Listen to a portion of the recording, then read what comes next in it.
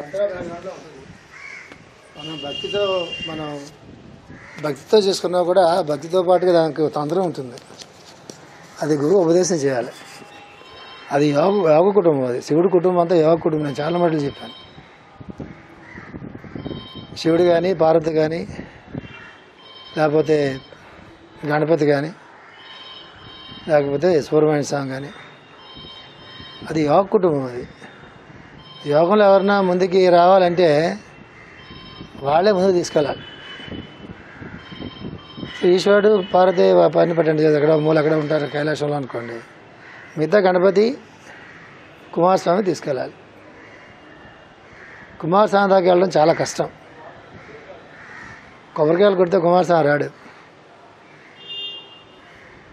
కుమారస్వామి దాకా వెళ్ళాలంటే గణపతి తాలూకు పర్మిషన్ ఉండాలి. గణపతి తాలూకు అనుగ్రహం ఉండాలి.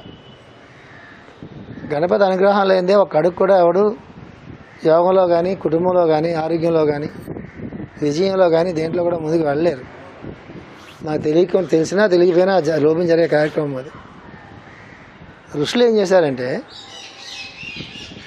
ఇట్లాంటి కొన్ని యోగ రహస్యాలని వాళ్ళ తాలూకు దివ్య దృష్టితో వాళ్ళు చూసి వాళ్ళు ఒక సిలబస్ లాగా తయారు చేశారు.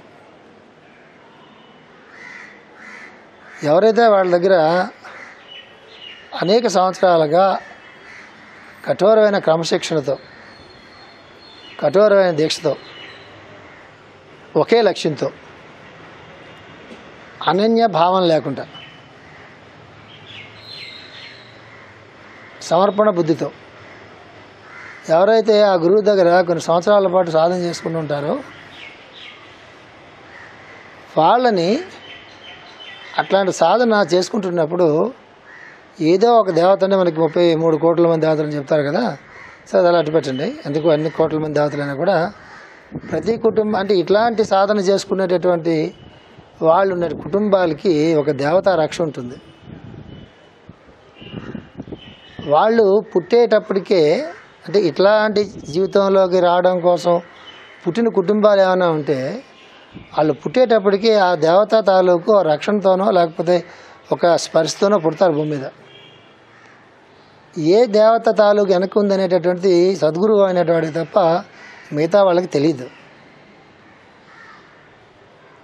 నేను ముందు చెప్పిన క్వాలిఫికేషన్ ఉన్నాయి సరే, అకుంఠితమైన దీక్ష, అనన్య చింతన, కఠోరమైన క్రమశిక్షణ, ఆత్మసమర్పణ బుద్ధి, కొన్ని సంవత్సరాల పాటు ఒకే లక్ష్యంతో సంకల్పంతో ఉంటాం. అది ఎవరికి కుదురుతుంది? అది అట్లాంటి శిష్యుడికి అట్లాంటి గురువు దొరికినప్పుడు ఇవాళ నుంచి నువ్వు అన్నీ మానేసి ఇదొక్కటి చేయరా అని చెప్తాడు. అలాంటి జన్మ ముందు ఒకటి రావాలి ఫస్ట్. అప్పుడు ఇదంతా పోయి ఒకటే ఒకటి వస్తుంది. అంతవరకు ఎన్నో కనిపిస్తుంటాయి, ఎన్నో కనిపిస్తుంటాయి. ఇది ఇక్కడ చేస్తే అది వస్తుంది, ఇది వస్తుంది. కానీ మనకేం వచ్చాడుగా మనకు కనిపించే జీవితంలో ఎప్పుడు మన ఎప్పుడు లోట్లో ఉంటాయి. నిజంగా ఏదైనా మనకు వస్తే వాళ్ళు అడుగుతాం. మనం బాగా ఆనందం అనుకోండి, ఆకలి బాగా తీరిపోయింది అనుకోండి. ఆకలి బాగా తీరిపోయిన తర్వాత ఏంటి కొంచెం తింటారా అంటే వదిలేండి మళ్ళీ నెక్స్ట్ వీక్ వస్తాలని చెప్తాం. తింటా, తిన్నాక కకృతిపడి ఇంకా తింటా, ఇంకా వదిలేండి చాలా బాగుంది అంటే అర్థం ఏంటంటే ఫుల్ఫిల్ కావట్లేదు. నువ్వు ఫుల్ఫిల్ ఎందుకు కావట్లేదు అంటే నువ్వు ఫుల్ఫిల్ చేసుకుందామని చేయట్లా. కకృతి ఉంటుంది అక్కడ. ఆరాధనలో కూడా కకృతి ఉంటుంది. ఆరాధనలోంచి కకృతి పోవాలంటే ఆరాధన అది ఒక క్రమశిక్షణలోకి మారాలి. ఈ విజ్ఞానాన్ని సామాన్య జనాలకు ఇస్తే అంటే మనబోటాలి. నా ఉద్దేశం సామాన్యం అంటే నా రోడ్డు మీద గురించి మాట్లాడేది సార్. రోడ్డు మీద అందరూ బాగానే ఉంటారు. వాడు గణపతి నమస్కారం అని ఇప్పుడు వెళ్ళిపోతే గణపతి బాగున్నా ఆయన బాగిస్తాడు. వాడికి ఏముండవు మనసులో. బాబు గణపతి నమస్కారం బాబు అని వెళ్ళిపోతాడు. ఇంతాడు వాడికి ఏం పడదు. వాడికి ఏం చేస్తే ఏం వస్తుంది, ఏం అక్కర్లేదు. వాడికి బాగానే ఉంటాడు గణపతి. మన దగ్గర సిలబస్ ఉంటుంది. సిలబస్తోనే కదా ఆయన పూజిస్తాం. అప్పుడు అది బుర్రలోంచి పోవడానికి ఒక జన్మ రావాలి ఫస్ట్. అట్లా జన్మ ఏ గురువు దగ్గర మనకు వచ్చినప్పుడు వచ్చే జన్మ వస్తుందే మనకి. అప్పుడు మనం ఒక దేవత తాలూకు స్పర్శతో పుట్టడం జరుగుతుంది. అది గురువుకు తెలుస్తుంది. వాడు ఆ మంత్రం ఉపదేశం చేస్తాడు. పూజలు అవి చేసేటప్పుడు వాటి ఋషులు ఏం చేస్తారు, అందరికీ సాధ్యమైన విషయం కాదు కదా, అందరికీ చెప్పే విషయం కాదు, అందరికీ సాధ్యమైన విషయం కాదు, అందరికీ అవసరమైన విషయం కాదు. ఆ ఇంట్రెస్ట్ ఎవరికి ఉంటుంది, ఏదో నమస్కారం పెట్టుకుందాం, గణపతి పూజ ఏదో సులభమైన స్వామి చేస్తే పెళ్ళి అవుతాయి, లేదా మరొకటి అవుతాయి, ఇట్లా ఏదో అప్పుడు మనకు తాత్కాలిక అవసరాలతో తప్పిస్తే ఈ జీవితం అయింది మనది కాదు, జన్మ వచ్చిందంతా అందు గురించి అంత లెక్చర్లు ఏమంటే ఇవ్వగలం, కానీ మళ్ళీ వెళ్ళిపోగానే మళ్ళీ మన సంసారం మనకు ఉంటుంది కదా, అది ఉన్నంత వరకు అది లోపు దిగదు. అది that should be the first priority. అది ఫస్ట్ ప్రయారిటీ అయితేనే అది ముందు పలుకుతుంది. మనకి ఏది మనకి ఫస్ట్ ప్రయారిటీ అది ముందు పలుకుతుంది. ఎందుకు రాదు యోగశక్తి మనలోకి అంటే అది మన ఫస్ట్ ప్రయారిటీ కాదు,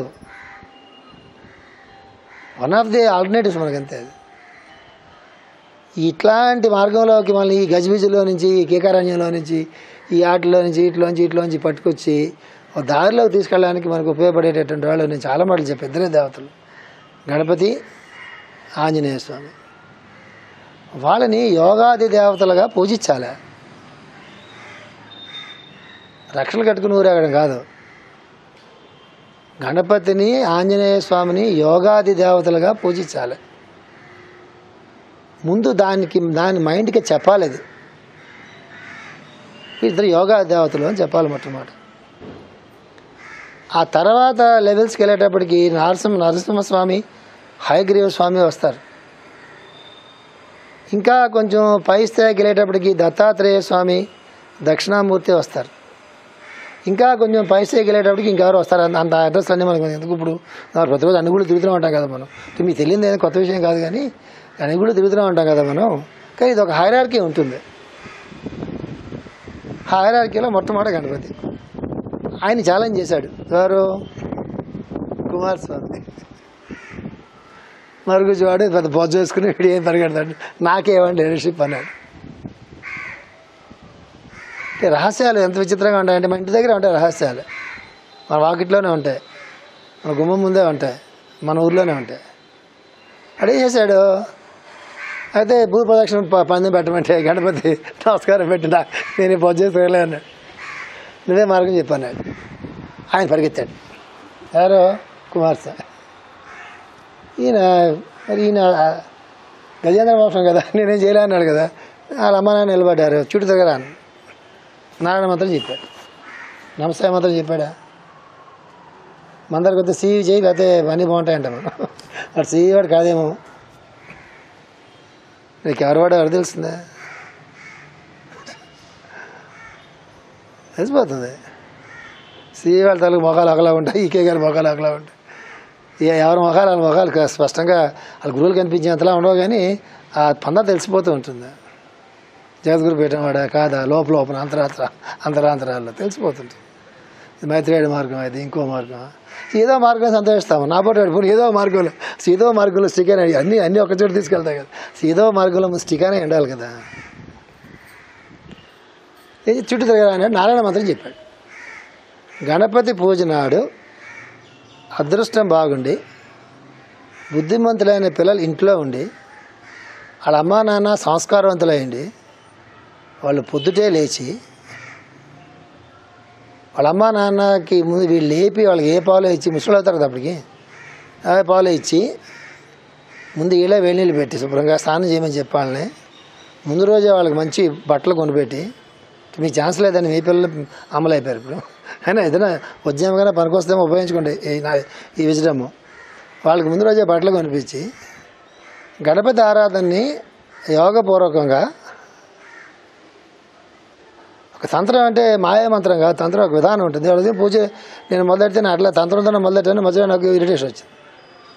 అన్నీ తుడిపించా, ప్రతి సంవత్సరం చెప్తున్నా, పత్రి కిందేసి తొక్కొద్దని మొత్తం తుడిపించా కదా. మళ్ళీ ఎంత కిందేస్తారంటే అక్కర్లేదు, అందుకని అంతవరకే ప్రాప్తం. నాకెందుకు గోల, కోపడకూడదని చెప్పి నేను మీదుగా అర్థవంతంగా జాగ్రత్త చదువుకుంటూ తంత్రం అంతా చేసుకుంటూ మొదలుపెట్టా. కింద వేయడం మొదలెట్టారు, మామూలు స్పీడ్లో వెళ్ళిపోయా. అంతవరకే భగవంతుడు మనకు ఆరోగ్యం ఇచ్చాడు, అందుకని మనం ఏం చేస్తాం. అది ముందు రోజు చర్చించాలి ఇంట్లో. ఒక గ్రూప్లో అంటే ఆ గ్రూప్ అంతా కూర్చొని మాట్లాడుకుంటారు.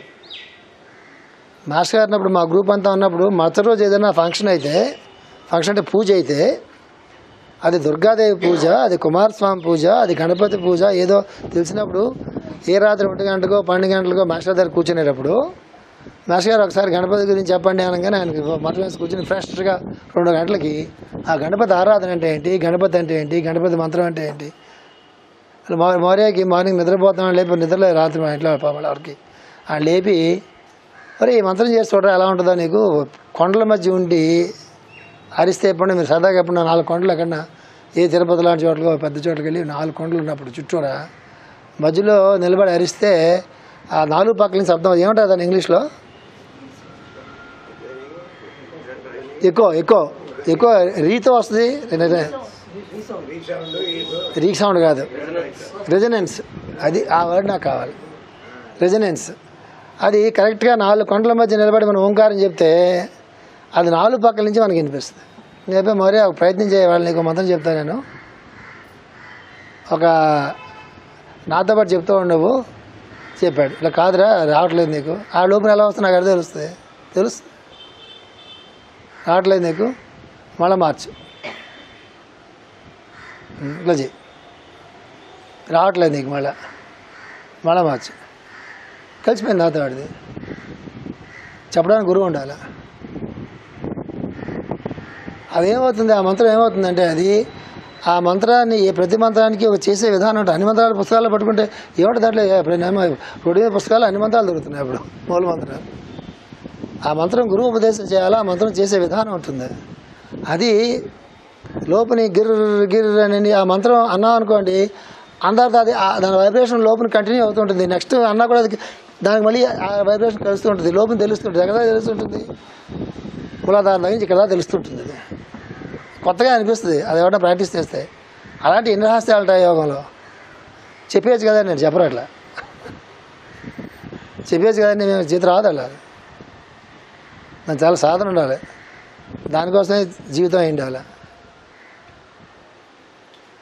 వాడికి వచ్చిందే లేదు, ఏదో వచ్చిందని నేను అనుకున్నాను. అందుకే ఆయన పట్టుకొచ్చి చేరా పూజ అన్న, లేదా వాడికి అలవాట్లేదు కదా, నెల కింద కూర్చొని చేసే ఓపిక లేదు. ఏం చేద్దాం అంటే మా అదృష్టం ఏంటంటే మాస్టర్ దగ్గర ఉండేవాళ్ళం కాబట్టి మాకు ఇంట్రెస్ట్ ఉండేది. ఎంతమందికి ఉండే ఇంట్రెస్ట్ ఉండేది? ఎన్ని వందల మంది ఉండేవాళ్ళు మాస్టర్ దగ్గర, 2కో 3కో ఉండేది. గట్టిగా తిప్పి కొడితే 3 ఉండేవాళ్ళు ఆయన దగ్గర ఆతుర్లు. చదివేవాళ్ళు ఆవిడ బాగా చిన్నవాళ్ళు, వాళ్ళకి గోళ్ళు అప్పటికి లేదు ఇప్పటికీ లేదు. రాజారాం గారు, నేను, ఎంఆర్ఎల్ రావు గారు మహా ఉంటే, ఇంకో ఒకళ్ళో 2. అప్పుడు ఆయన ఈ రహస్యాలన్నీ బయటపెట్టేవారు. అవి మనం బయటపడడానికి వీలైనవి, పుస్తకంలో రాయడానికి కుదరనివి, అలా చాలా ఉంటాయి. ఎందుకు చెప్తున్నాను మీకంటే, ఒక పూజకి మనం ప్రిపేర్ అవుతున్నప్పుడు అది ఒక మెకానికల్గా, నేను చాలా సంవత్సరాలు చెప్తాను, ఒక మెకానికల్గా ప్రిపేర్ అవ్వకూడదు. ఒక సిస్టమేటిక్గా అది యోగంలాగా ప్రిపేర్ అవ్వాలి. ఏది అక్కడ లోటు ఉండకూడదు, పూజలో లోటు ఉండకూడదు, పుష్కలంగా ఉండాలి. అబండెన్స్ అంటాం మనం. డబ్బులు ఇవ్వు, అది ఇవ్వు, చదివివు, ఇది అది కాదు. అబండెన్స్ మొత్తం అంతా సంపద, ఐశ్వర్యం, సృష్టి అంతా ఐశ్వర్యమే. అది ఉండాలి. డబ్బులు గిబ్బులు ఇల్లు పొలం ఉంటాయి అంటే రేపు పోతాయి, అవి వద్దని కాదు. అది కూడా దాంట్లో పార్టీ, అది అందులో ఇది కూడా పార్టీ, కానీ ఇది అది కాదు. అందులో ఇది పార్టీ కానీ ఇది మాత్రం అది కాదు. మన ఇంట్లో నీళ్ళు, ఇంట్లో కొళాయిలో నీళ్ళు కృష్ణా నీళ్ళే, కానీ కృష్ణా రివర్ అవుతుంది కదా, మన ఇంట్లో కొళాయి నీళ్ళు అవుతాయి, కృష్ణా రివర్ ఎందుకు అవుతుంది? కృష్ణా నీళ్ళే, కానీ మధ్యలో బందరకాలలోంచి వాటిలోంచి ఇట్లోంచి కూడా వచ్చి రకరకాల కలిసి వచ్చినవి అవుతాయి. అందువల్ల గుర్తుపెట్టుకోండి, కొన్ని పండుగలు ఋషులు ఏం చేశారంటే చేసుకుంటూ అది వాళ్ళు భక్తితో చేసుకుంటూ ఉంటే ఆ పూజలోంచి కూడా కొంతమందికి ఆ ఉపదేశం జరుగుతుంది. మాస్టర్ అన్నీ చెప్పేస్తుంటారు ఏంటి, మాస్టర్ కొంచెం చెప్తే కొన్ని ఆటోమేటిక్గా వస్తాయి. అట్లా చెయ్యాలి. అసలు ఎట్లా నిద్ర లేవాలి, పొద్దుట 4 గంటల నుంచి 6 గంటల దాకా సమయాన్ని ఎట్లా ఉపయోగించుకోవాలి, 4 గంటల నుంచి 7 గంటల దాకా సమయాన్ని మనం ఎట్లా ఉపయోగించుకోవాలి, నిద్రపోయే సమయాన్ని ఎట్లా ఉపయోగించుకోవాలి, పండగల్లో ఉండే సమయాలు అలా. ముఖ్యంగా గణపతి అయిన తర్వాత వాళ్ళ బ్రదర్ ఎవరు, కుమారస్వామి గురించి స్కందుడు కుమారస్వామి సుబ్రహ్మణ్యుడు ఎవరన్నానండి. ఆయన గురించి మాస్టర్ గారు రాసినంత మంచిగా ప్రపంచంలో ఎవరో రాస్తారని అనుకోను, రాయగలరని అనుకోను. సుబ్రహ్మణ్య స్వామిని ఎంతసేపు పెళ్ళిళ్ళు చేస్తారు, అది చేస్తారు, ఇది చేస్తారు. ఆయన పట్టుకెళ్ళి ఆ వల్లిని దేవస్థానాన్ని కట్టారు. ఆయన కటిక బ్రహ్మచారి, కోటకు బ్రహ్మచారి. అది యోగ స్వరూపం. అది స్త్రీ స్పర్శ అంటున్నటువంటి ఒక చైతన్యం. అది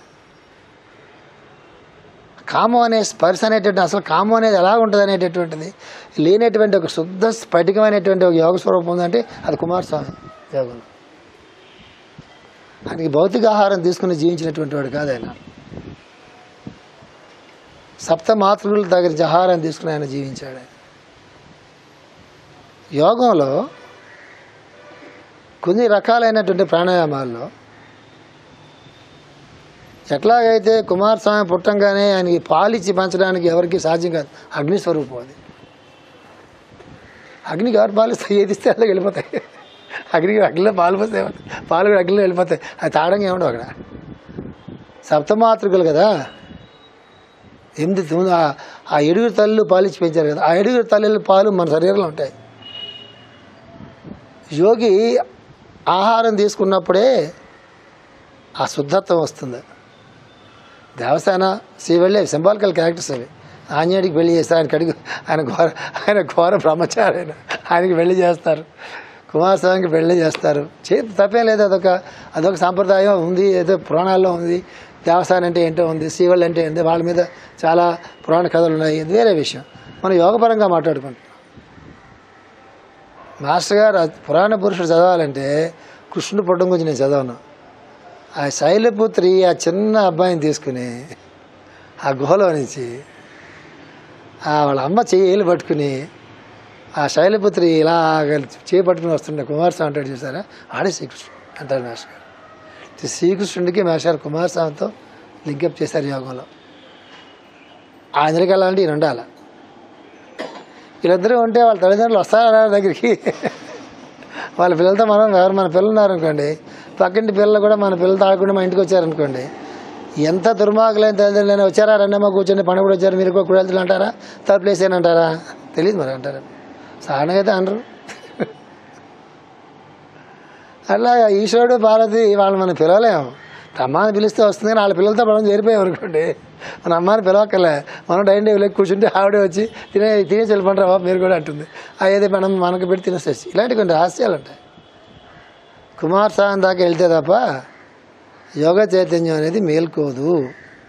వీళ్ళిద్దరికీ సాధన మార్గం ఒకటే. అది విచిత్రం. ఇక్కడ కుమారస్వామి తాలూకు సాధన మార్గం అయినా, గణపతి తాలూకు సాధన మార్గం అయినా, గణపతితో మొదలుపెట్టి కుమారస్వామి దాకా వెళితే అక్కడ నరనారాయణులకి శివుడికి శ్రీహరికి అక్కడ భేదం లేదు. అక్కడికి వెళ్ళిపోతాం. మీ కైలాసం అంతే. అది వైకుంఠం వాళ్ళు అడిగితే ఒకలా కనిపిస్తారు. దానికి వినాయక చవితి పెట్టారు. ముందు రోజు నుంచి ప్రిపేర్ అవ్వాలి. పొద్దులాగానే బట్టలు పక్కన పెట్టుకోవాలా, 4 గంటలు లేవాలా, శుభ్రంగా తలకు స్నానం చేయాలా, ఏ గ్లాసు మంచినీళ్ళు గ్లాసు పాలు వాళ్ళ ఆరోగ్యాలను బట్టి తాగాలి. ఆరోగ్యాలు బాగుంది. 4 గంటలు కాదు, 5 గంటలు లేవాలా, శుభ్రంగా వేసుకోవాలి. ముందుగా రాత్రిగా మొత్తం సర్ది పెట్టుకోవాలి. పూజదంతా పూలు గీవులు కొని పెట్టుకోవాలి, అవన్నీ ఇంట్లో పెట్టుకోవాలి. కూర్చుని ఆ పూజ కార్యక్రమం అయిపోయిన తర్వాత అప్పుడు కూర్చుని ఆ సాధన చేయాలి. ఆ సాధన కంటిన్యూ చేయాలి. దీన్ని మంత్రపూర్వకంగా, తంత్రపూర్వకంగా, సాంప్రదాయపూర్వకంగా ఆచార విధితో షోడశోపచారాలతో చేసే విధానం ఒకటి ఉంటుంది.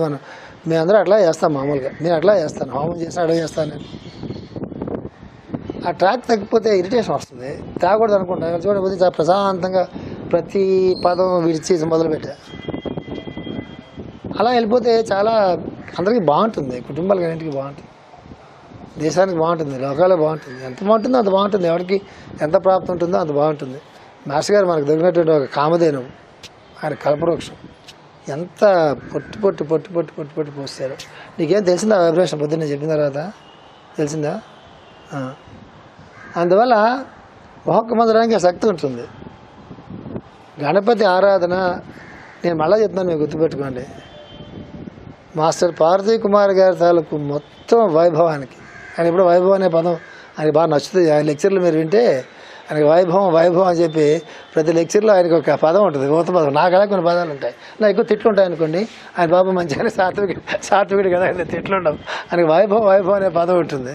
నాకు ఎందుకు ఆ పదంతో నాకు ఇంట్రెస్ట్ లేదు. వస్తే ముందంతా ఆత్మవైభవం. అందువల్ల ఆ వైభవం అనే పదం అనేది ఏదైనా ఆయన వాడుతున్న పదం ఆయన జీవితంలో మనం చూసినటువంటి ఏదైనా ఉంటే it is just because of Ganapati ఆరాధన. పార్వతీ కుమారుడు అంటే గణపతి కుమారస్వామి కాదు ఆయన. పార్వతీ కుమారుని పేరు వాళ్ళకి, ఆయనకి గణపతి పేరు అయింది. అందుకే ఆయన ఎక్కడ ఉన్నా సరే ఒక మచిలీపట్నంలో పెట్టలేదు, కానీ అన్ని చోట్ల గణపతి విగ్రహాలు పెడతారు ఆయన రాత్రి. మన దగ్గర పెడితే ఇబ్బంది ఏంటంటే దానికి ఆచారం ఫాలో అవ్వాలి. 34 years అంత అయింది. 30 సంవత్సరాలు మచిలీపట్నం వచ్చి ఎంత 20 + 16 36 years అయినా ఎప్పటికీ కింద చేయకుండా నేను చేయించలేకపోతున్నాను. మనం ఎక్కడ ఆచారం ఫాలో అవుతాం. ఆ విగ్రహాలు పెడితే ప్రతిరోజు షోడశోపచార పూజ చేయాలి, అభిషేకాలు చేయాలి, ప్రతి లక్ష్మీవారం చేయాలి. చాలా పెద్ద ప్రొసీజర్ ఉంటుంది, చాలా బాగుంటుంది. అన్ని కుటుంబాలు చాలా బాగుంటాయి. ఎవరు చేస్తారు? రాజే వచ్చి చేయాలి. నేను ఎక్కడ చేస్తాను? నాకు ఆ ఇంట్రెస్ట్లు బాగా తక్కువ. ఏం చెప్తున్నాను మీకంటే, ఉపయోగించుకోండి. ఒక కాంపౌండ్ ఉంది, ఒక పవిత్రమైన స్థలం ఉంది, ఒక మ్యాగ్నెటిక్ పాయింట్ ఉంది.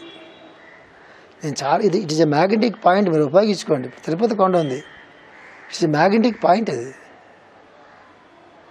మచిలీపట్నంలో మన ట్రస్ట్ కేంద్రం ఉంది, ఇట్ ఇస్ మ్యాగ్నెటిక్ పాయింట్.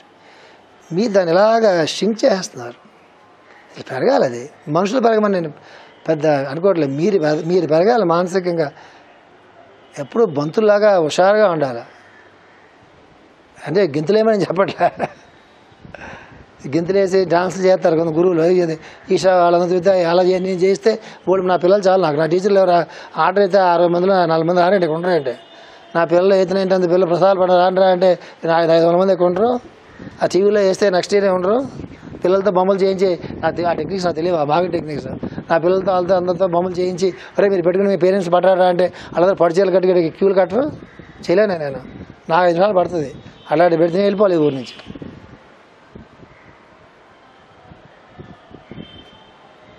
ఇది మ్యాగ్నెటిక్ పాయింట్. ఇది చాలా పెద్ద మ్యాగ్నెటిక్ పాయింట్. ఇది ఎక్కడో చూడబోకండి, పెద్ద మ్యాగ్నెటిక్ పాయింట్. ఇది తిరుపతి కొండ మీద విమానాలు తిరగకూడదని ఆంక్షలు పెడితే అశోక్ గజపతి ఆడు క్రాక్ ఫీల్ వాడు చివరి తేల్చాడు.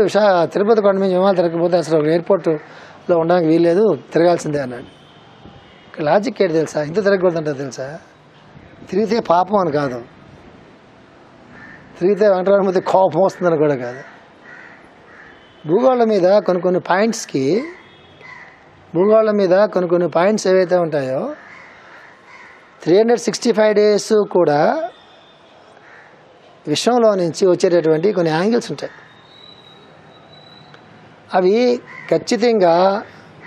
ఖచ్చితంగా ఏమవుతాయంటే యాంగిల్స్ ఏవైతే ఉంటాయో అవేతో అంటే ఆ రేస్ అక్కడ పడుతూ ఉంటాయి, అంతరిక్షంలోంచి పడుతుంటాయి.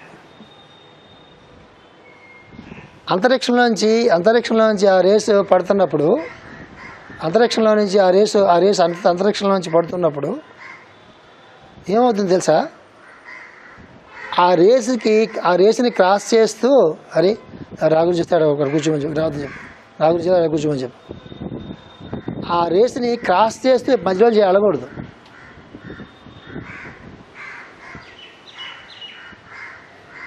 వెళ్తే ఆ రేస్ కట్ అవుతాయి. అక్కడ అవి సూక్ష్మంగానే ఉంటాయి, అది వేరే విషయం. అవి సూక్ష్మంగా ఉంటాయి రేస్ అవి. అట్లాగా భారతదేశంలో ఉండేటటువంటి మన కాశీ కానీ, శ్రీశైలం కానీ, కాళహస్తి కానీ, తిరుపతి కానీ ఏవైతే చాలా ప్రధానమైనటువంటి క్షేత్రాలుగా మనం వెళ్తూ ఉంటామో, కుంభకోణం కానీ, కుంభకోణం కన్నా ఎక్కువ చిదంబరం కానీ, ఇవన్నీ కూడా వాళ్ళ యాంగిల్స్ ప్రకారం వాళ్ళు కన్స్ట్రక్ట్ చేశారు. వాటిని ఉపయోగించుకోమని, వాటిని ఎలా ఉపయోగించుకోవాలంటే ఆ టెంపుల్ కట్టి అందరూ వచ్చి నమస్కారం పెట్టుకెళ్తే తెలియకుండా ఏమవుతుందంటే వాళ్ళు తెలియకుండా మనలో అక్కడ ఉన్నటువంటి ఎలక్ట్రోమాగ్నెటిక్ ఆ ఫోర్సెస్ ఉంటాయి కదా, అవి మనలో పనిచేయడం మొదలు పెడుతుంటాయి. ఎవరైతే ప్రతిరోజు 6 గంటలకి ఉదయం సాయంకాలం ఒకే చోట ఒకే సమయంలో ప్రేయర్ చేసుకుంటూ ఉంటారో భూగోళంకి ఉండేటటువంటి ఈ శక్తి భూగోళంకి ఉంటుంది. దానికి సంబంధించి కలిసి నార్త్ అండ్ సౌత్ పోల్స్ అన్నది చూసారా, ఈ నార్త్ అండ్ సౌత్ పోల్స్ మధ్య ఎన్ఎన్డీస్ మధ్య ఒక సంధానం నెట్వర్క్ దొరుకుతుంది బాడీలో. అది మార్నింగ్ 6 o'clock ప్రేయర్ చాలా బాగుంటుంది. అలవాటైకి ఎప్పుడైనా బాగుంటుంది, వేరే విషయం అది.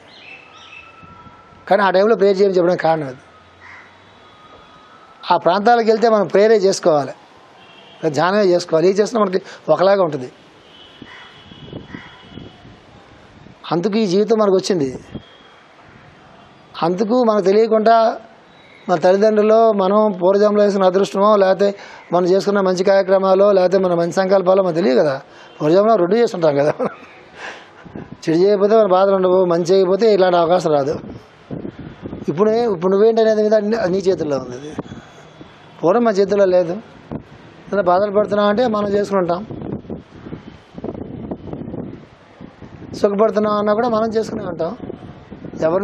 ఎవరు కంప్లైంట్ చేయడానికి లేదు. Accept, that's all. ఇప్పుడు నువ్వు దేని యాక్సెప్ట్ చేస్తున్నావు? ఇప్పుడు నువ్వు లైఫ్ని దేనికోసం చేసుకుంటున్నావు? నీ గురువు ఇచ్చినటువంటి జ్ఞానాన్ని, నీకున్న జ్ఞానాన్ని దేనికి ఇటుపక్క నువ్వు డైరెక్ట్ చేసుకుంటున్నావు? దేని మీద నువ్వు ఫోకస్ చేస్తున్నావు? నీ లైఫ్లో ఏది నీ ప్రయారిటీ?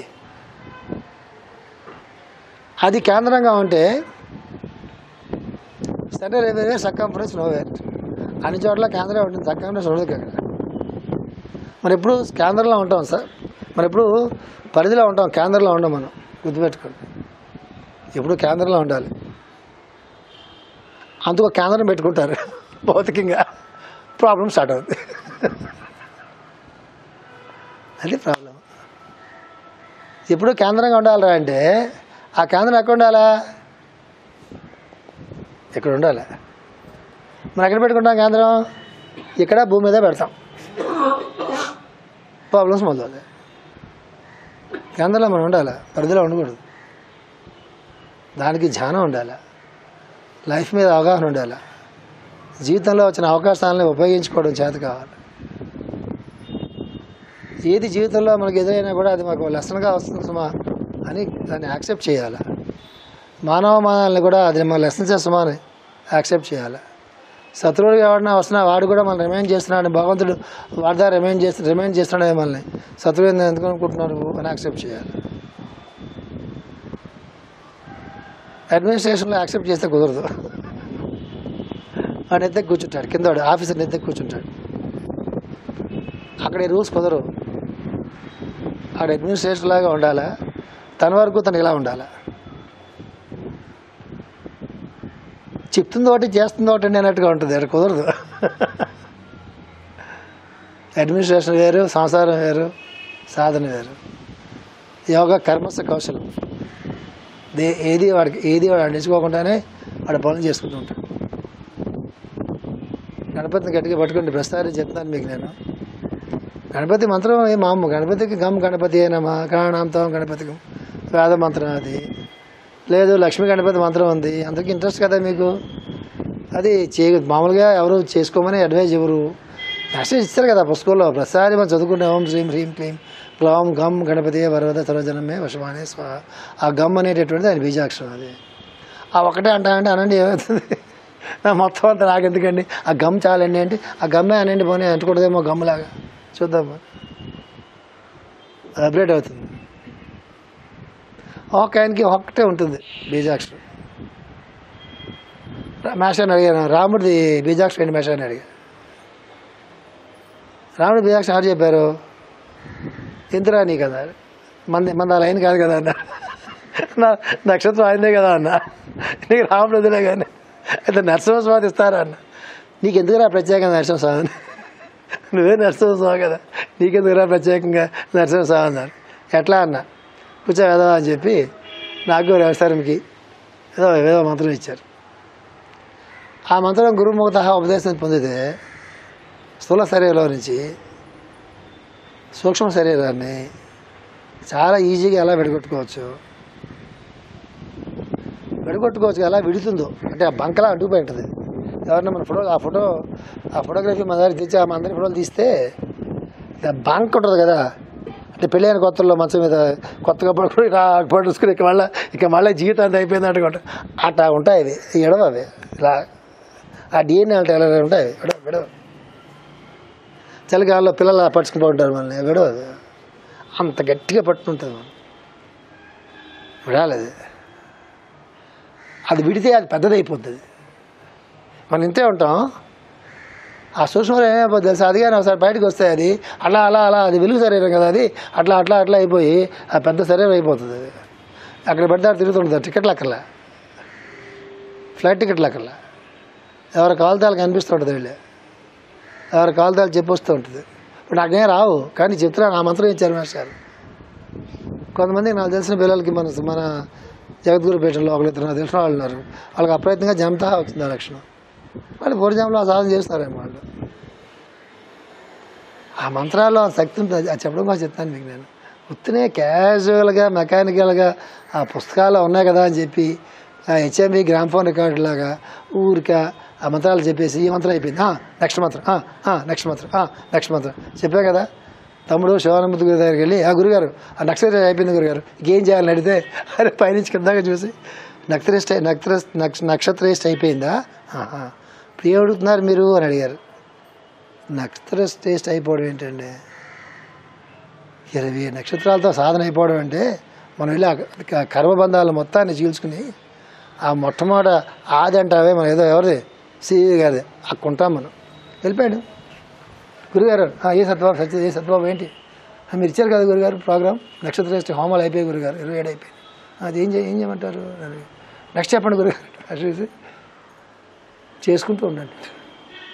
ఆయన మొహం ఎంత అసహ్యంగా అనిపించింది ఆ రోజు నాకు. చేసుకుంటూ ఉండండి. అది సిలబస్ పూర్తి చేయడం కొన్ని జన్మలు పడుతుంది. ఇవాళ ఉదయం నేను మౌర్యాకి చెప్పినటువంటి ఆ ప్రక్రియ గురుగారు నాకు చెప్పారు. నా అదృష్టం నాకు అందరూ అలాంటి గురువులే దొరికారు. నాకు మాస్టర్ గారు అండి, సత్యనారాయణ స్వామీజీ అనండి, ఆయన దగ్గర చాలా వ్యవహారాస్తాడు. ఆయన చెప్పరు వారికి. ఎంతసేపటికి ఆయన గోలంతా వేరు, శిష్యుల గోలంతా వేరు, ఆయన గోలంతా వేరు, అంత గోలగోలగా ఉంటుంది. వీళ్ళకి అక్కర్లే, ఆయనకి అక్కర్లే. నా బడి ఎవరైనా గట్టిగా అడిగితే దగ్గర ఆయన ఎక్క. ఇది ఎప్పుడో సరదాగా ఆయన మా మూడు బానోడు ఆ టైం మొదలైనప్పుడు అప్పుడు చిన్నప్పుడు కుదిరేది కాబట్టి ఆయన దగ్గర చాలా యోగ రహస్యాలు. శివానంద గురుగారు అంటే ఆయన యోగ స్వరూపం. ఆయన సివి గారి గురించి చెప్పేది ఏంది, నేను నాకన్నా కోటేశ్వరకే బాగా తెలుసు. సివి గారు భక్తులైన సివి గారి గురించి చెప్పేది ఏంది. నేను సాయంకాలం సివి గారు ప్రేయర్ చేసుకునేటప్పుడు నేను మాస్టర్ గారు ఏంటి గోళ, నాకు నీ ఇవాళ నుంచి ప్రేయర్ మారుస్తాను, నీ ప్రేయర్ చేసే విధానం మారుస్తాను ఆయనతోనే. చాలా ఆశ్చర్యం వేస్తుంది. అనగానే పెద్ద మీసాలు వేసుకుని ఆయన కట్టుకుని నేను ఒక పదం చెప్తాను, ఇప్పుడు గుర్తుపెట్టుకో, పదాలు గుర్తుపెట్టుకోండి, ఈ వెళ్తే మర్చిపోయినా పర్లేదు. దివ్య శరీరం అని ఉంటుంది ప్రతి గురువుకి. ఇది మనం చూసేది భౌతిక శరీరం. అది అసలు ఆ పదం చెప్తే ఒళ్ళంతా, అసలు ఆ పదం ఉచ్చరిస్తుంటేనే అసలు ఒళ్ళంతా మీకు వైబ్రేట్ అవ్వాలి. అసలు ప్రతి గురువుకి దివ్య శరీరం ఉంటుంది, అది మనల్ని అనుగ్రహిస్తుంది. మనం భౌతిక శరీరాన్ని, అందుకే మాస్టర్ గారు అంటారు, టీకే గారు అంటారు, విగ్రహంలో భగవంతుని చూడడం కాదురా, విగ్రహం ద్వారా భగవంతుని చూడు అంటారు. దాంట్లో చాలా సాధన ఉంటుంది, అవి పట్టుకోవాలి. ఆ దివ్య శరీరం శ్రీ గారిది ఏ మహాత్ముడైనా సరే ఎంత అందంగా ఉంటాయి దివ్య శరీరాలు అంటే. ఎప్పుడైనా మనకి ఆ ఒక్క క్షణకాలం పాటు, క్షణంలో 100, 1000, లక్షంతో, క్షణంలో 10 లక్షలంతో ఏ మహాత్ముడు దివ్య శరీరం అయినా సరే ఒక్క రెప్పపాటు కాలం కనిపిస్తే ఆ జన్మ తరించినట్టే, మీ ఒళ్ళంతా పులకిస్తుంది. అందుకే చెప్తాను, ఎప్పుడు మీరు గుర్తుపెట్టుకోండి. ఎక్కువ నేను చెప్పట్లే మంచి తెల్లవారుజాము గురించి, హరి ఫీల్ అయిపోతాడేమో, ఎందుకంటే అతను పొగబెడతాడు, నేను చెప్తే నాకు కూడా చెప్తాడేమో ఫీల్ అయిపోతాడు చెప్పి నేను చెప్పట్లే. ఎప్పుడు కూడా గుర్తుపెట్టుకోండి, మార్నింగ్ 4 o'clock నుంచి మినిమం 7-7:30 వరకు ఉండేటటువంటి ఆ వాతావరణంలో దేవతలు ఉంటారు, గంధర్వులు ఉంటారు, సిద్ధులు ఉంటారు, యోగులు ఉంటారు, మునులు ఉంటారు, మహాత్ములు ఉంటారు, పరమ గురువులు ఉంటారు, ఆజానుబాహులైనటువంటి వాళ్ళు ఉంటారు, నా తలుపు తట్టినటువంటి వాళ్ళు ఉన్నారు. కానీ తలుపు తీయడానికి అవకాశం లేదు. వాళ్ళు వస్తే రావాలి లోపలికి, దూరుకుని గుమ్మాలో నుంచి. అలాంటి వాళ్ళ తాలూకు ఒక్క క్షణం దొరికితే ఆ జన్మ ధన్యమైనట్టే. మరి మాస్టర్ గారు నాకు ఎందుకో ప్రేయర్ పద్ధతిని మార్చాలి, ఇలా ట్రై చేస్తాను ప్రేయర్ ఇవాళ నుంచి నేను, మరి మీరు ఏమంటారో నాకు తెలియదు అనగానే ఆయన నిజమైనటువంటి ఒక మనిషిలాగా మొరగడ బొజ్జు ఉండి ఎలా పెరిగిందో అట్లా బొజ్జ వేసుకుని ఆయన ఇలా మీసాలు పెట్టుకుని నవ్వుతూ ఉన్నట్టుగా కనిపించారండి. నేను నిజంగా భయపడ్డానా, నిజంగా భయం వేస్తుంది కదా, అంతా గ్యాసే కదా, నిజంగా కనిపిస్తే అర్ధరాత్రి లేచి కనిపిస్తే గుండె చేస్తారు, గుండె ఎవడన్నా కబుర్లు చెప్పి బాగానే ఉంటుంది. చీకట్లో ఉంటుండగా ఎవడన్నా కనిపించి లేకొడేస్తారు అనగానే అప్పుడు తెలుస్తుంది పోస్ట్, ఇప్పుడు తెలియదు. ఇప్పుడు మనం డే టైంలో ఉన్నాం కదా, మనం డే టైంలో సేఫ్టీలో ఉన్నాం, మనం అర్ధరాత్రి తెలియదు మన పోస్ట్ ఎలా ఉంటుందో, అనుభవం లేక మీకు అంటే నేను ఆస్కారం పెట్టుకుని నాకు ఈ ప్రేయర్ వద్దులే పెట్టుకున్నాను. అది సడన్గా వచ్చింది ఒక ప్రక్రియ ప్రేయర్లో ఒక ప్రక్రియ సడన్గా అనిపించింది. నా ఒంట్లో బాగలేదు, ఒంట్లో బాగుంటే అదృష్టం కూడా ఒక రకంగా, ఎందుకంటే ఇట్లా వాడికి వేరే పనులు చేయలే అవ్వకు ఉండదు కదా, ఇట్లా బాగా నీరసంగా ఉంది, అప్పటికి బాగా ఇరిటేటింగ్ ఉంది, ఈ ఇరిటేషన్ తగ్గించుకోవాలి, చేయాలంటే సాయంకాలం 6 గంటలకు వచ్చి ప్రేయర్ చేసుకుంటుంటే బాబు ఈ ఇరిటేషన్ వస్తుంది, నీరసం వస్తుంది, ఊళ్ళో ఎలా మానాలు తెలియదు, ఎవరి మీద కోపడతారు నాకు కూర్చుని సడన్గా ఒక ఫ్లాష్ వచ్చింది. ఎందుకు నాకు మాస్టర్ గారు నేను చాలా మంది చెప్పాను, యోగ స్వరూపం శ్రీ గారు, నాకు ప్రేమ స్వరూపం మాస్టర్ గారు, రెండే నాకు light of yoga master Shri, light of wisdom and love master EK. నాకు మూడో డెఫినేషన్ నాకు అక్కర్లేదు నా జీవితం, ఎవడేం చెప్పినా నాకు ఎక్కదు. పట్టుకుంటే దడదలాడిపోతుంది బాడీ అంతా. బాబు ఇక్కడే వదిలిపెడుతున్నా, మీరు ఎట్ట చేస్తారో అటు చేయండి, నేనే ప్రపోజ్ చేయట్లే, మీరు అటు చేస్తారో అటు చేయండి, నేను వదిలేస్తున్నా ఈ ప్రక్రియ అని చెప్పి ఆయనకి నమస్కారం పెట్టి అంటే ఈ మహాత్ముల తాలూకు అద్భుతాలు అన్నట్లేదు, వాళ్ళ చైతన్యం ఎంత బలమైందో మీకు చెప్పడం కోసం చెప్తున్నాను. నా పక్క మీరు చూడబోకండి, నా పక్క మీరు చూసినా మీ పక్క నేను చూసినా ఎవరికి ఏమి రాదు, ఎవరు ఏం చేస్తే వాళ్ళకి వస్తుందండి, ఎవరికి ఏం వండితే అది వస్తుంది. నా అదృష్టం మాస్టర్ గారితో పాటు కొంతకాలం అన్నాను కాబట్టి నేను షేర్ చేయగలుగుతున్నాను.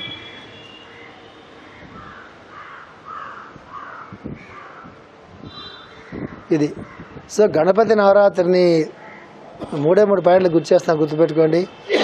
గణపతి ఆరాధన కానీ శివుడి ఆరాధన కానీ, అంటే శివరాత్రి, గణపతి ఆరాధన, గణపతి, వినాయక చవితి, శక్తి ఆరాధన నవరాత్రులు, 3 ఆడాళ్ళ పాపం ఇంతమంది ఉన్నారు, డుక్కు డుక్కు డుక్కు డుక్కు 3 వస్తారు, 2 వస్తారు, 1 వస్తారు. అప్పటి నుంచి ఎప్పటిదాకా పాపం ఆడే పాపం అలాగా, మిగతా వాళ్ళందరూ ఆ టైంలో ఇంట్లో ఏం చేస్తారో మాకు తెలియదు, ఎంత కుదరదో అంతకన్నా నాకు తెలియదు. అమ్మవారిని గుడిలో కూర్చుని కుంకుమ పూజ చేసిన భాగ్యం ఈ నిజాములకు వస్తుందండి. అసలు ఎవడిస్తాడండి?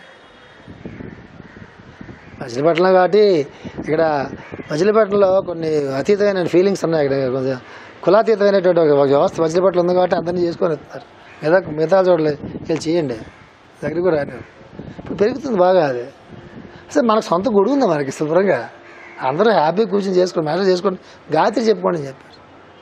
ఎప్పుడన్నా గాయత్రి గురించి చెప్తా, ఉపయోగించుకోవాల్సిన ఏం తెలుసా మీరు? Ganapati Navaratri, Sharannavaratri, Ugadi, total purification. ఆ రోజే ఆ సంవత్సరానికి మొత్తం ప్రోగ్రామ్ వేసుకోవాలి. పౌర్ణిమలు, ముఖ్యంగా ఆషాఢ పౌర్ణిమ, వైశాఖ పౌర్ణిమ, మాఘ పౌర్ణిమ, కార్తీక పౌర్ణిమ, కొన్ని పాయింట్స్ ఉంటాయి, అట్లా వదలకూడదు. దానికి ముందు రోజు నుంచి ప్రిపేర్ అవ్వాలి. ముందు రోజు నుంచి మీరు ప్రిపేర్ అయితే నెక్స్ట్ డే పూజ డిఫరెంట్గా ఉంటుంది, మీరు గుర్తుపెట్టుకోండి. మీరు ముందు రోజు నుంచి కానీ ప్రిపేర్ అయ్యారంటే ఆ పూజకి, మీ ఇంట్లో పూజ అయినా సరే ముందు రోజు నుంచి ప్రిపేర్ అయ్యారంటే ఆ పూజ డిఫరెంట్గా ఉంటుంది. ఆ రోజు మీ ఫీలింగ్ డిఫరెంట్గా ఉంటుంది, మీలోకి దిగి వచ్చేటటువంటి చైతన్యం డిఫరెంట్గా ఉంటుంది. కక్కుర్తి మాత్రం పడబోకండి, భక్తితోనే చేయండి, కేవలం భక్తితో మాత్రమే చేయండి. ఏదో వచ్చేయాలని మాత్రం చేయబోక, ఏ రాలో ఏది అక్కర్లేదో ఆయన చూసుకుంటాడు. ఏదొస్తే మనకు మంచిదో అదే ఆయన ఇస్తాడు, ఏదొస్తే మనకు మంచిది కదా ఆయన అడిగినా ఇవ్వడు, ఆయన ఇచ్చినా మనకి అది కలిసి రాదు. మినిమం అడగవచ్చు, దాంతో తప్పే లేదు. ఇట్లా ఉపయోగించుకోండి. ప్రతిరోజు గణపతికి లేవంగానే గణపతికి నమస్కారం చేయండి మొట్టమొదటి. ఆయనకే నమస్కారం చేయాలి. ఇందులో 2 పూజలు ఉంటాయి. మీకు అర్థం కాని లాజిక్ ఏంటంటే గణపతి ప్రధాన పూజకే గణపతి తాలూకు మొట్టమొదటి పూజ చేస్తాం మనం. మీరు ఒకటి పెడతారు అక్కడ టుక్కు అనుకుంటూ, వాడు చాలే నీకు అన్నట్టుగా. అంటే సాంప్రదాయం తెలియదు. అంటే మహాగణపతి పూజకి ప్రారంభంగా కూడా మన గణపతి పూజ చేస్తాం. విఘ్నాల నుంచి కాపాడు నాయన అని చెప్పి మామూలు గణపతి పూజ చేస్తాం. ఏ గణపతికి? మహాగణపతికి పూజ చేయడానికి ముందు కూడా మామూలు గణపతికి పూజ చేసి ఆయనకు ఉద్వాసనం చెప్పి మళ్ళీ మహాగణపతి పూజ అప్పుడు చేస్తాం. అంటే ఈ గణపతి వేరు, ఆ మహాగణపతులు చాలామంది ఉంటారు. దాంట్లో మనం వెళ్ళొద్దులండి, సాయంకాలం అవుతుంది. గణపతులు చాలామంది ఉంటారు. మహాగణపతి పూజకి ప్రధానంగా పూజ అంతా సెట్ పక్కన పెట్టుకుంటాము. ముందు మనం చేసేటటువంటి పసుపు గణపతి ఉంటాడే, పసుపు గణపతి సెట్ వేరే పెట్టుకోవాలా.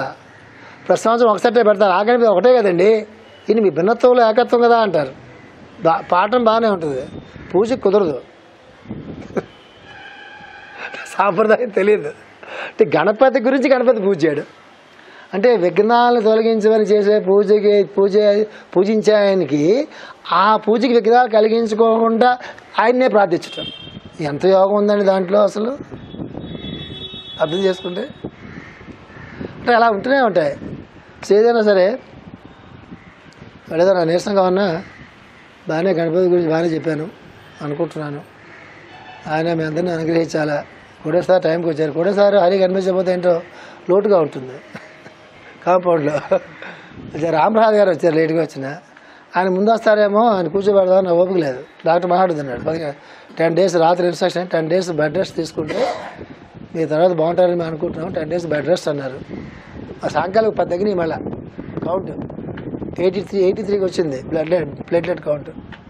అయ్యో ఏంటి మరి మీరు మాట్లాడడానికి లెక్చర్ చేయడానికి లేదు సార్, మీరు పూజలు గీజలు లేవు, 10 days బెడ్ రెస్ట్ తీసుకోవాలి. అది లేకపోతే విశాఖ జ్ఞానం ఫ్లైట్ టికెట్లు తీసాం. నేను మరి ఫ్లైట్ టికెట్లు నాకు వైజాగ్ వెళ్ళడానికి. సరే మళ్ళీ ఒకసారి సాయంకాలం కూడా బ్లడ్ కౌంట్ తీయించి అది 60కి ఏదైనా వస్తే ఫ్లైట్ ఎక్కి వెళ్దాం అని ఆగాం. 83కి వచ్చి నేను సాయంకాలాన్ని 126 నుంచి అవే తక్కువ, అది కారణం తెలియట్లేదు. సో అన్నాడు ఇంతకన్నా మంచి విషయం ఏముంటుంది, గణపతి కన్నా మంచి విషయం చెప్పుకుంటే హాయిగా ఉంటుంది, నాకు కూడా మీకు హాయిగా ఉంటుంది. అందువల్ల అట్లా చేయండి అమ్మా, బాగుంటుంది. ప్రసాదాలు పెట్టుకోండి, పువ్వులు ఇచ్చేయమ్మా, పళ్ళి పట్ల పువ్వులు వేస్తాను, అయిపోద్ది.